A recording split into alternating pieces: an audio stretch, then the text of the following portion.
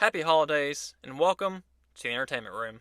We have yet another horror comedy, a legend that tries to keep us humble and in good spirits this season. I'm reviewing 2015's Krampus. Directed by Michael Dougherty, who had a respectable career already up to this point, and still does. The biggest standout to me, being a top 5 Halloween film of mine, is Trick or Treat. He's also one of the writers alongside Todd Casey and Zach Shields.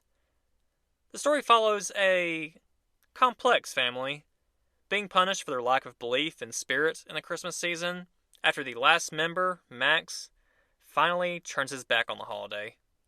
Krampus, as I'm sure most of you have heard, is basically Santa's evil, demonic opposite, who punishes rather than gives gifts. There's been many versions of this legend, and several attempts at movies about the figure, but this installment is the one with the most commercial success. With big names such as Adam Scott, Toni Collette, David Kettner, it's hard not to be at least curious about this. The only other time I saw this film was in theaters back in late 2015 with a couple friends, and I did go back into the film this time around with different expectations and a more humble approach, so I was excited to give this another go. So, how does this film stack up with other holiday classics? And do we have an actual decent film about the demonic force, Krampus?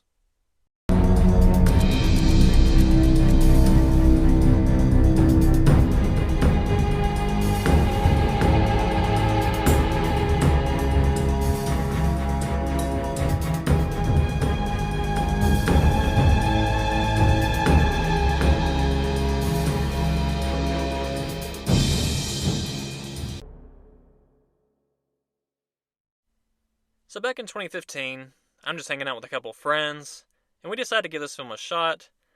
I've been pretty excited for it. It looked like a lot of fun. And one of these two friends does not like scary movies at all. I'm surprised he agreed after an earlier incident that same year that I ring-led. We had a big group over, just hanging out at the end of the school year, and decided to watch 22 Jump Street. Unbeknownst to just about everyone, I brought out that 22 Jump Street case, but inside I had swapped out the film for Sinister, and basically made him stay and watch it. So I'm surprised he voluntarily agreed, with very little pushback within the same year.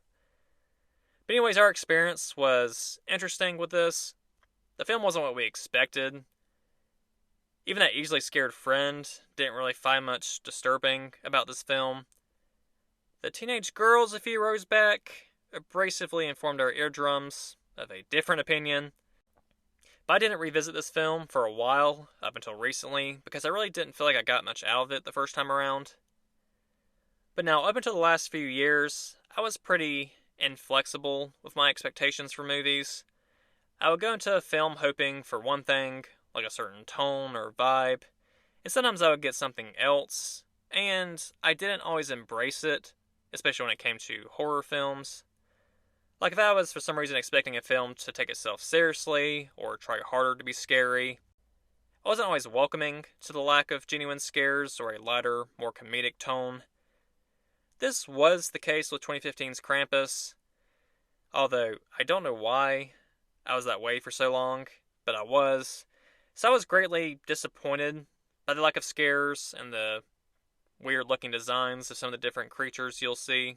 And reflecting back, yeah, I have no idea why I expected a film about Krampus to take itself completely serious.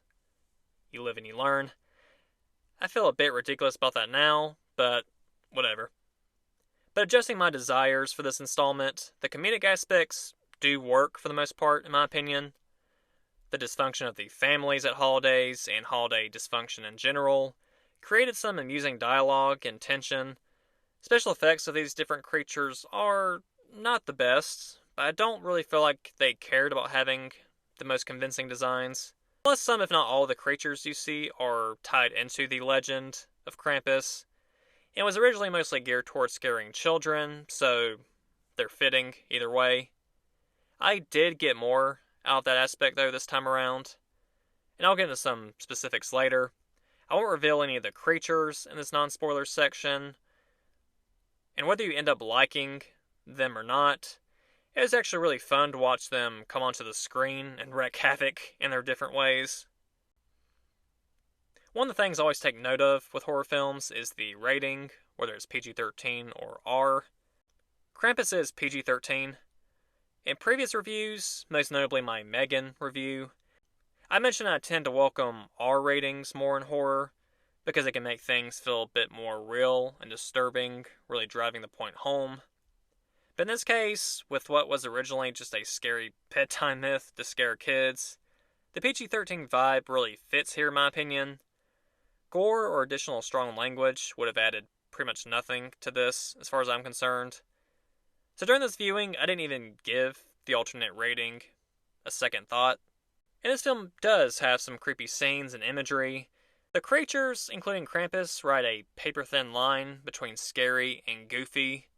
May be leaning more into the goofy side, personally. But at least a couple designs did disturb me, at least a little bit. But I wouldn't call this film scary, especially if you're a more seasoned horror fan. It has its moments, but it doesn't really hit that mark for me. And I don't think it did for most people either. I like to mention jump scares, and definitely not because I require them. I don't. But it still just feels important to mention, in case that is more of your thing. And if you love more frequent ones, Krampus does not do a very good job with the jump scares it does have. They're often usually pretty predictable, the eerie music abruptly ceasing before the big scare, things like that. So that's what you want more of, kind of like I did back in 2015. You will likely be disappointed. Where this film does succeed, as a decent film in general, genre aside, is again the banter between the family and the action scenes as the family fights for their lives. In my opinion, that's a fine trade-off, considering the content we're given. The characters are entertaining, and for this film, that alone works just fine for me. Clearly they're being punished by Krampus for a reason, so they're not the best people. A standout, though, I thought, was Aunt Dorothy, played by the late Conchata Ferrell, best known, by me at least, for her role in 2.5 Men. Probably my favorite character on that show. I was incredibly saddened when I learned of her passing back in 2020, so rest in peace to her. But her character from that show is very similar to the personality in this one. And her character in Krampus, in particular, is, to be polite, a real asshole. But she plays it so well and provides some of my favorite lines. Just pro-level sarcasm that I look up to a lot. So I will get into some spoilers soon if you haven't seen Krampus. It's a fine holiday film. I don't know how often I'll revisit it. It's not a favorite of mine. Doesn't really break any super unique ground. But it's entertaining, and it's fairly quick with its pacing. It does take time building this family, which is respectable, giving it a more sentimental touch to it as well, which was needed for the content involved. Some dumb character decision making, but that has to be expected, especially by this point in horror films, and it really didn't bug me too often. It's worth a watch at least once. Just manage your expectations before starting it. It's about as good as a horror film about Krampus can be, and currently it's the highest rated, as far as I know. So, whatever that means to you. But with that, on to some spoilers. A solid opening scene can really set the tone for a film, and I love the one they went with here, which was this chaotic slow motion of Black Friday shoppers terrorizing a store. Hilarious shots of the deranged members of our species. Yeah, Black Friday. Back when a sale on a $150.99 item wasn't priced on Black Friday for, well, $150.99. That awesome 0% off sale price. Then again, this fairly realistic depiction of Black Friday, as it used to be, really portrays how undeserving we are of such luxuries. A rude reminder of the ugliness a lot of us can have. And speaking on ugliness, this project, of course, does a nice, simple job at highlighting the ugly parts of our nature and the dark side of the Christmas season in general. Many families struggle to just get along and keep controversial opinions to themselves.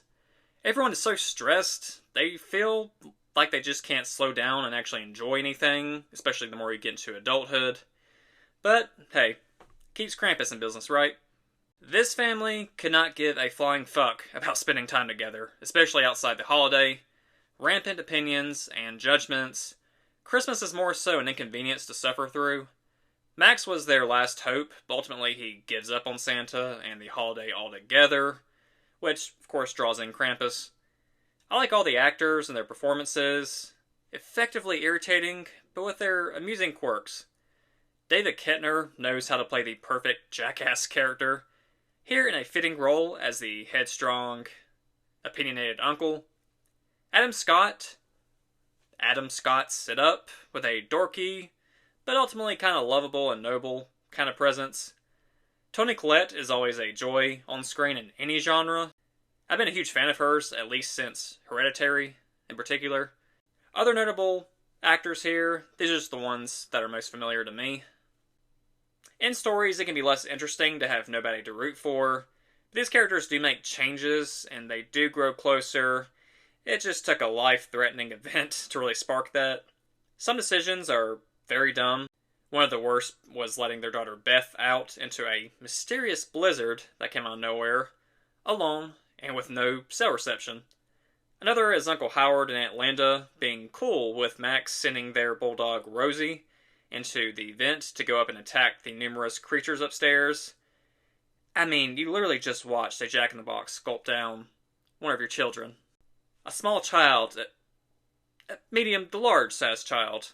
And on top of that, all of them literally kicked your asses, 3 adults, and you want a little bulldog to do something. You really think your comparatively fun-sized dog is going to just charge up there and show him up. And Linda even says, "Go get him, Rosie." Ma'am, Rosie's not going to get them. Your nephew Max just ring-led the killing of your dog. Congratulations. Thankfully, though, for us, you don't see the dog's death. Thankfully. Rest in peace, Rosie. Other than that, it's small instances of not the best split-second decisions, so to me, those 2 moments are the only real standouts. Many people might have more.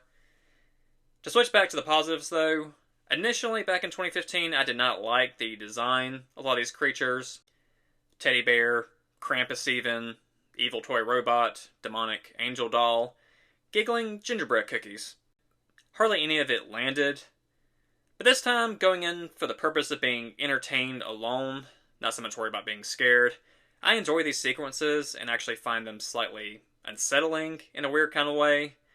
But on both viewings, the enlarged Jack-in-the-Box still kind of makes my skin crawl. Especially watching it finish off eating one of the children, Jordan. The most effective design to me. Something about the teeth and just the weird, slinking movements. And I still enjoy the action scenes, goofy or not, of this family fighting off all these forces. It's great fun, really. And David Kettner getting his ass handed to him by ankle-biter Christmas cookies on crack is iconic. And if anything could be disturbing and not just campy, it's that nobody is safe from this band of demons, kids, pets, and adults. It's something that kind of adds to the tension a little bit and the unrelenting nature of this group. The grandmother, or Omi, character is quite cliched. The elder who's been through shit and knows shit and has all the backstory. It didn't really bother me, though. I still like the addition, even in her corniness and exposition-filled purpose. That's just a note I feel like I need to add.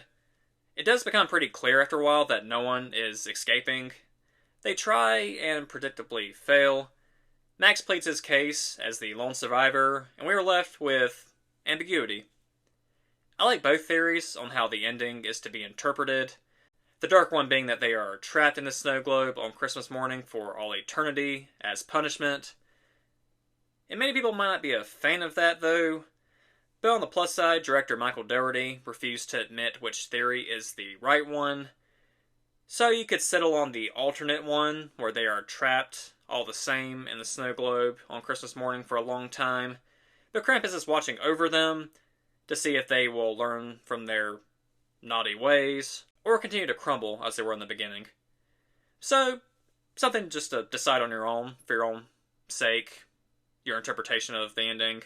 For me, it's hauntingly ambiguous, and I'm not mad at it. This is by no means a great film, flawed, absolutely. Not a top contender for Christmas.